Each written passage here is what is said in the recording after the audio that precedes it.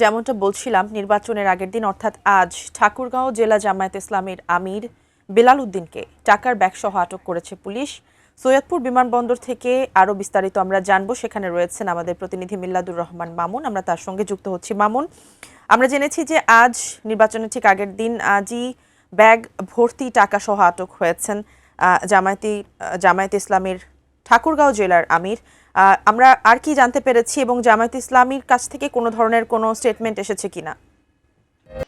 শিমু, আজকে আসলে আমাদের এই উত্তর জনপদের যে নির্বাচনে হওয়া বসে সেটা কিন্তু একেবারে একটি চাঞ্চল্যকর খবর। সেটি হচ্ছে যে বেলা 11:30টার দিকে এই নীলফামারীর যে সৈয়দপুর বিমানবন্দর আছে সেখানে ঠাকুরগাঁও জেলা জামায়াতের আমির বেলাল উদ্দিন উনি প্রায় $1.5 কোটি টাকা সহ আটক হয়েছেন। আমরা এখনও আসলে আইনশৃঙ্খলা বাহিনীর পক্ষ থেকে বা বিমান কর্তৃপক্ষের পক্ষ থেকে কোনো ধরনের আনুষ্ঠানিক ব্রিফ করা হয়নি। তবে আমরা যেমনটি জানতে পেরেছি যে 10:55 ঢাকা থেকে যে ইউএস বাংলার একটি বিমান ছাড়ে সেটি 11:30টার কিছু পরে এই সৈয়দপুর বিমানবন্দরে অবতরণ করে এবং সেই বিমানের যাত্রী ছিলেন ঠাকুরগাঁও জেলা জামাতের আমির বেলাল উদ্দিন। এবং যখন এই তার ব্যাগ তল্লাশি করা হয়, নিরাপত্তা কর্মী সদস্য যারা ছিলেন বা আইনশৃঙ্খলা রক্ষাকারী বাহিনীর সদস্য ছিলেন, তখন সেই ব্যাগের মধ্যে কিন্তু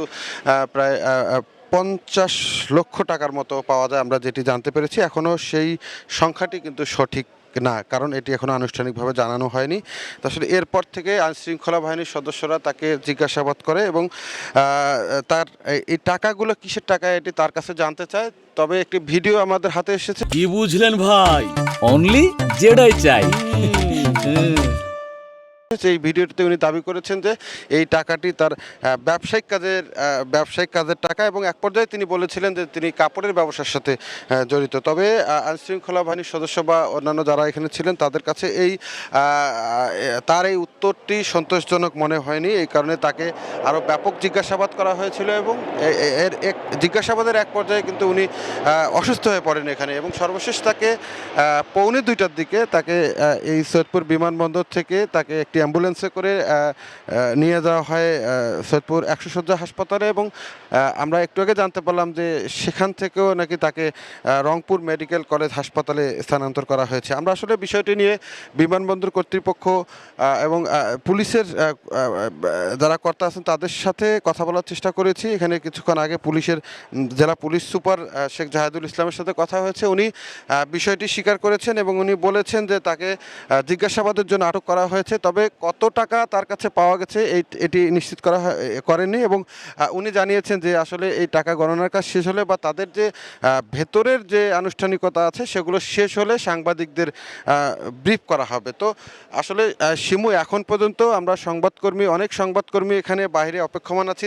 তারা বিভিন্ন উৎস থেকে তথ্য জানার চেষ্টা করছি। তবে বিমানবন্দর কর্তৃপক্ষ বা আইনশৃঙ্খলা বাহিনীর পক্ষ থেকে আমাদের এখন পর্যন্ত তেমন কিছু জানানো হয়নি। এই জন্য আসলে কোনো বিষয় নিশ্চিত করে জানা যাচ্ছে না। আর আরেকটি বিষয় বলি, আসলে এই বিমানবন্দর এলাকা এখন কিন্তু পুরো আইনশৃঙ্খলা রক্ষাকারী বাহিনী ঘিরে রেখেছে। এখানে আপনি দেখছেন যে সেনা সদস্যরা আছেন, র্যাব আছেন, পুলিশের সদস্য আছেন, পাশাপাশি বিজিবির সদস্যরা আছেন এবং এর পাশাপাশি বিমানবন্দরের যে নিজস্ব যে যাদের নিরাপত্তার দায়িত্বে যারা আছেন তারাও কিন্তু এখানে আছেন।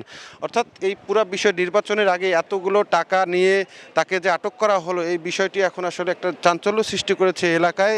এর কারণে এখানে অনেক উৎসুক মানুষ জড়ো হয়েছেন বিমানবন্দর এলাকায়। তারা বিভিন্ন রকম কথা বলছেন যে আসলে নির্বাচনের আগে এতগুলো টাকা, আসলে এই টাকাটা নির্বাচনী কোনো কাজে ব্যবহার হবে নাকি অন্য কোনো কাজে ব্যবহার হবে, এটি নিয়ে আসলে বিভিন্ন ধরনের আলোচনা চলছে। তবে শেষ পর্যন্ত আমরা আসলে এখন পর্যন্ত অপেক্ষা করছি। আমরা কিছুক্ষণের মধ্যে হয়তো বিমানবন্দর কর্তৃপক্ষ বা আইনশৃঙ্খলা বাহিনীর পক্ষ থেকে আমাদেরকে ব্রিফ করে প্রকৃত ঘটনা জানানো হবে এবং নিশ্চয়ই আপনার মাধ্যমে আমরা দর্শককে জানিয়ে দেব।